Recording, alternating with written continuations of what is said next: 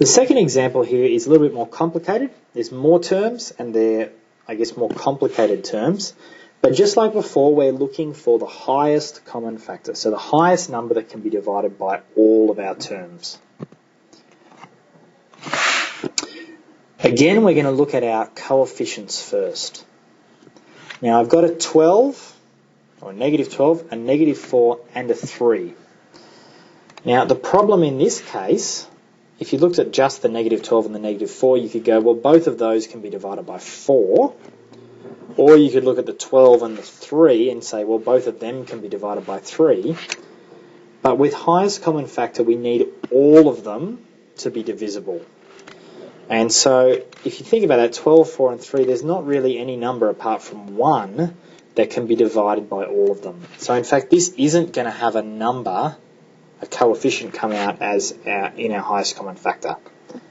However, if we look at the algebra, you'll see everything has at least an x squared in it. There's an x squared, an x cubed, and an x squared.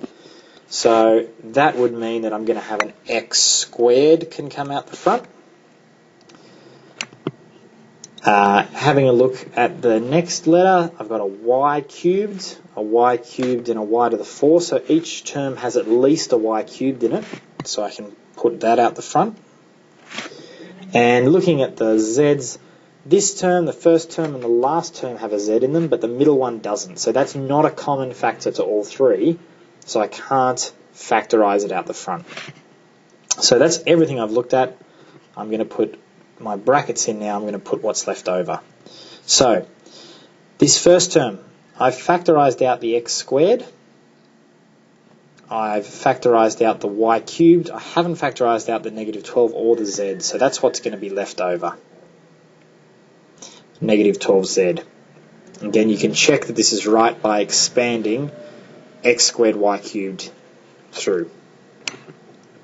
Next up, factorised out an x squared and a y cubed from this term. What's left over?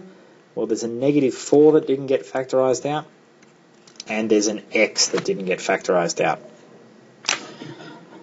Finally, this last term, we've said x squared y cubed has been factored out, so I'm just left with a 3, x squared's gone, the y to the 4, I've factored out a y cubed, so there's one y left over, and there's a z. Now, this is absolutely right, this is the factored form. However, sometimes when we see more negative signs than positive signs in a bracket, there's something else that we can do. So sometimes you might see this answer written with a negative 1 factorised out.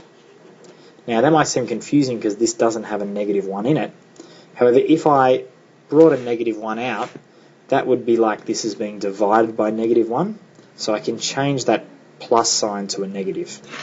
So I can choose to factorise out a negative here. Factorising the negative 1 out here will leave me with 12z. Factorising out here will leave me with 4x, positive 4x I should say. Factorising negative 1 out of here, a positive divided by a negative will leave me with a negative 3yz. So generally the rule there is if I pull a negative sign out the front, I just flip all the signs in the bracket. This negative becomes a positive, this negative becomes a positive, this positive becomes a negative. And that's okay as well. So either of those forms are correct.